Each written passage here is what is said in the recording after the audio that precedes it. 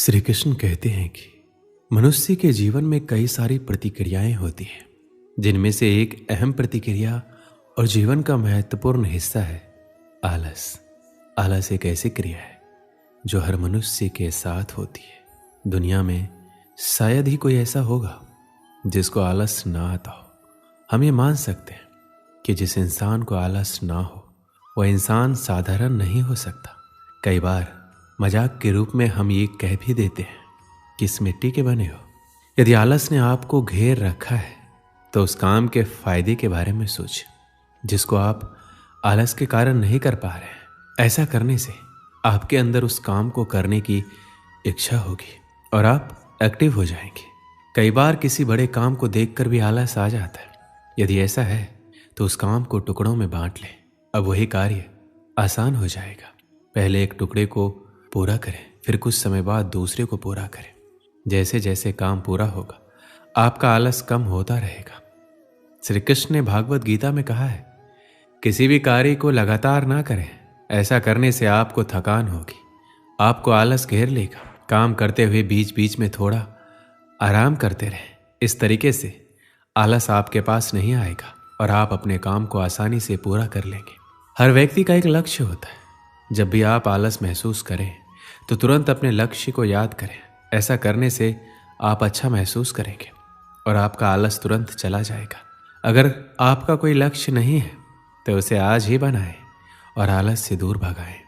यदि आप चाहते हैं कि आलस आपके पास ना आए तो एक समय में एक ही काम करें।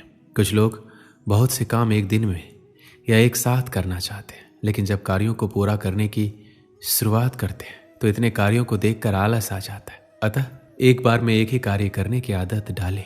किसी भी काम को टालना छोड़ दें, क्योंकि काम को टालना भी आलस कहलाता है। जो लोग काम को टालते हैं वो लोग आलसी लोग कहे जाते हैं। कार्य को टालते रहने से कार्य तो पूरा नहीं होता, बल्कि काम को टालने की आदत हो जाती है। तो कार्य को टालना बंद करो, आलस खुद ही भाग जाएगा। आप जो भी काम करें एक योजना बनाकर करें।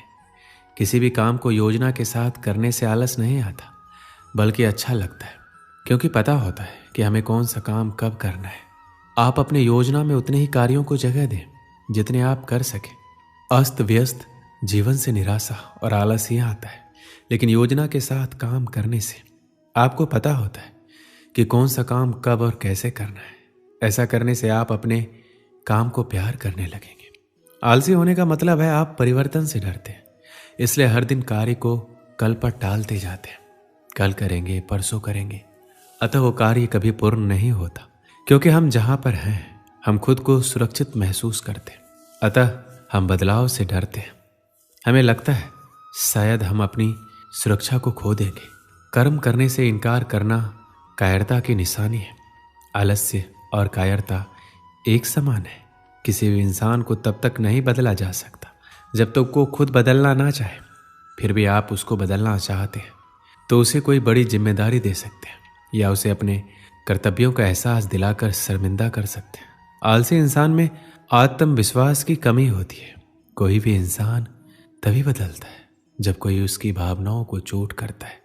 इसलिए आप उसकी भावनाओं पर चोट करें। आप उसकी किसी कमजोरी पर वार करके उसके दिल में चिंगारी लगा सकते हैं। जिस इंसान का कोई लक्ष्य नहीं होता वही इंसान आलसी होता है। इसलिए आप उसको कोई सपना दिखाकर उस लक्ष्य को प्राप्त करने के लिए उत्साहित करें। इसलिए सिर्फ मेहनत करना ही जरूरी नहीं है। हम मेहनत किस कार्य में कर रहे हैं, क्यों कर रहे हैं, उस कठिन मेहनत से हमें क्या परिणाम मिलेगा, ये जानना और समझना भी बहुत आवश्यक है। क्योंकि बिना किसी प्रारूप, रणनीति और परिणाम की सोच के बगैर किए गए कार्य हमें हमारे सपनों को पूरे नहीं होने देंगे। इसलिए कहते भी हैं, आज के समय में सिर्फ मेहनत और ईमानदारी से किए गए कार्य की सफलता आपको मिलेगी, बल्कि स्मार्ट लक्ष्य निर्धारित और योजना के साथ करके हम अपने सपनों को पूरा कर सकते हैं।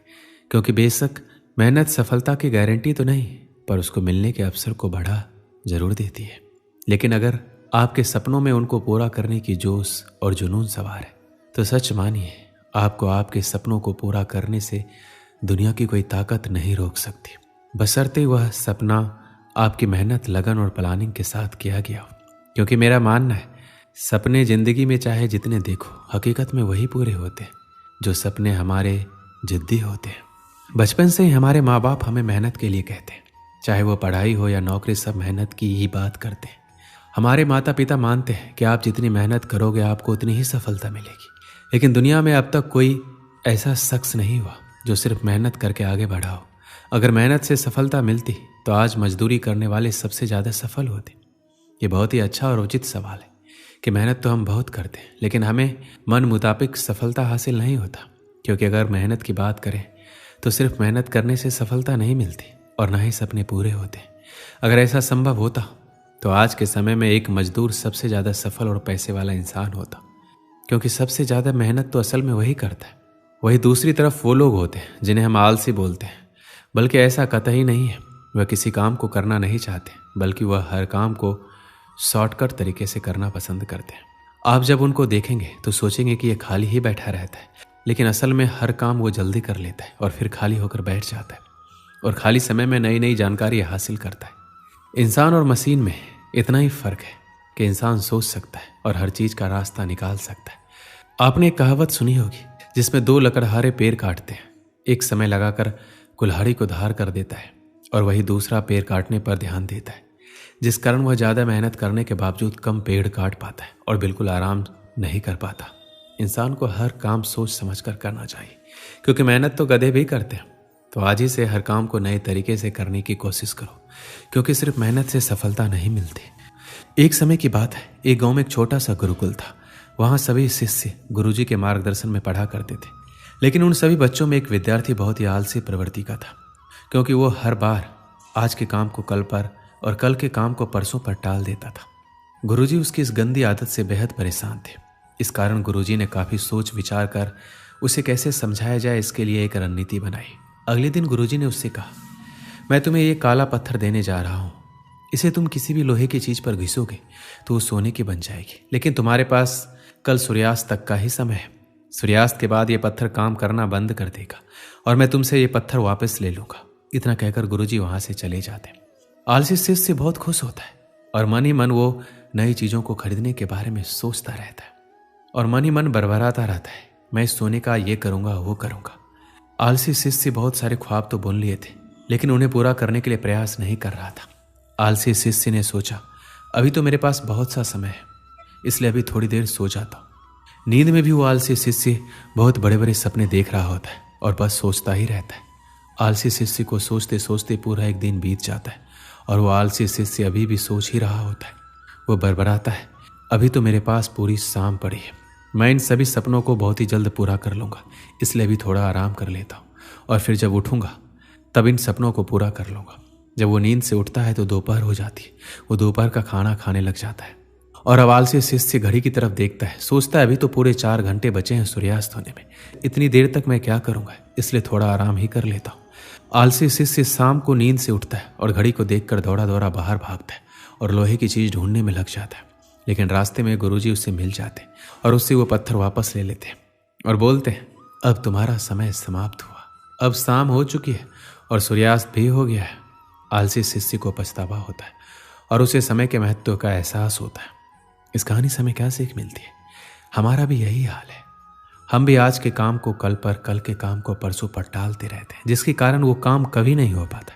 इसलिए तो कहा गया है कि कल कभी नहीं आता, जो करना है आज ही करो। हमें काम को कल पर नहीं टालना चाहिए। जितने भी सफल लोग इस धरती पर हुए हैं उन्होंने समय का सदुपयोग किया है, इसलिए वो सफल हुए हैं। अगर हमें भी सफल बनना है तो हमें आज में ही जीना होगा। दोस्तों, इस वीडियो में बस इतना ही। मिलते हैं अगली वीडियो में। अपना ख्याल रखिएगा। जय श्री कृष्ण।